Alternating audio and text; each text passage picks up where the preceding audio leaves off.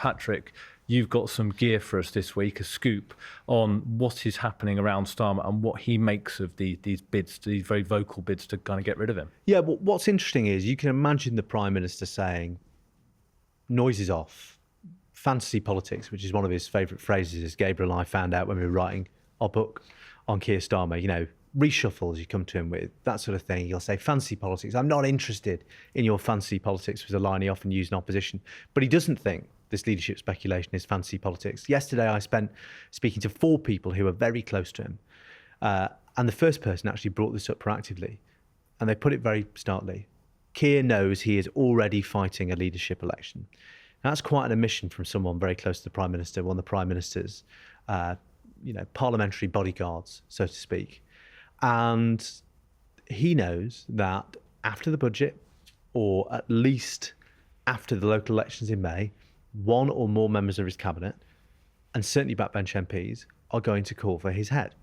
Now, he's already trying to preempt that by doing something he's never done before and I've been that comfortable with. He's got a new political director, Amy Richards, who's doing a very good job from a low bar of getting him in front of MPs, right? She is shoving him in front of every MP. As one cabinet minister said to me recently, I even see Keir Starmer having lunch in the members' dining room on a Monday now. He's never done that, right? He is always, with every spare moment now, with his new team, meeting MPs, having groups of them into number 10. Morgan McSweeney is also having groups of them into number 10. They're listening to MPs, or at least being seen to listen.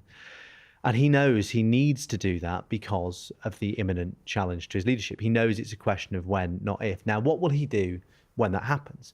Now, I'm told Keir Starmer will basically say, come and have a go if you think you're hard enough. He will say to any cabinet minister who comes out after the budget or after local elections, who comes to see him and says, Prime Minister, this is really bad, I think you need to resign. He'll say, well, I'm sorry, I disagree. Because what do you think that would do to the markets? What do you think that would do to our relationships with our international allies?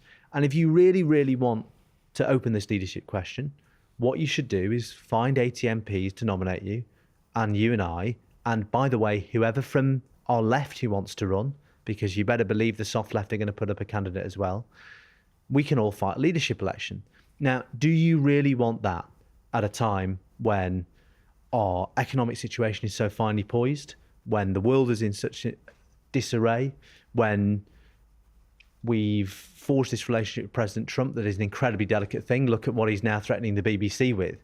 Right? Do you really want to spend 3 months talking to the Labour Party?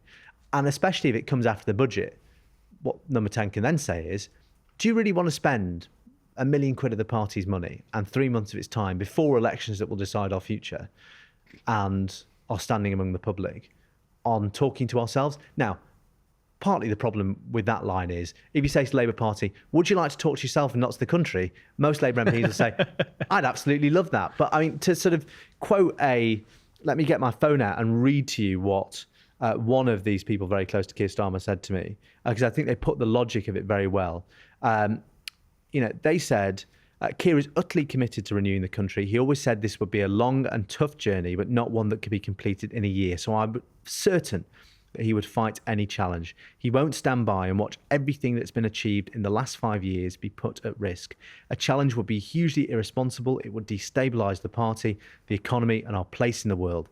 Those advocating need to think long and hard about how the voters would react to us spending months talking to ourselves when the country is crying out for change. Now, if you're a cabinet minister listening to this and you're thinking, when should I go over the top?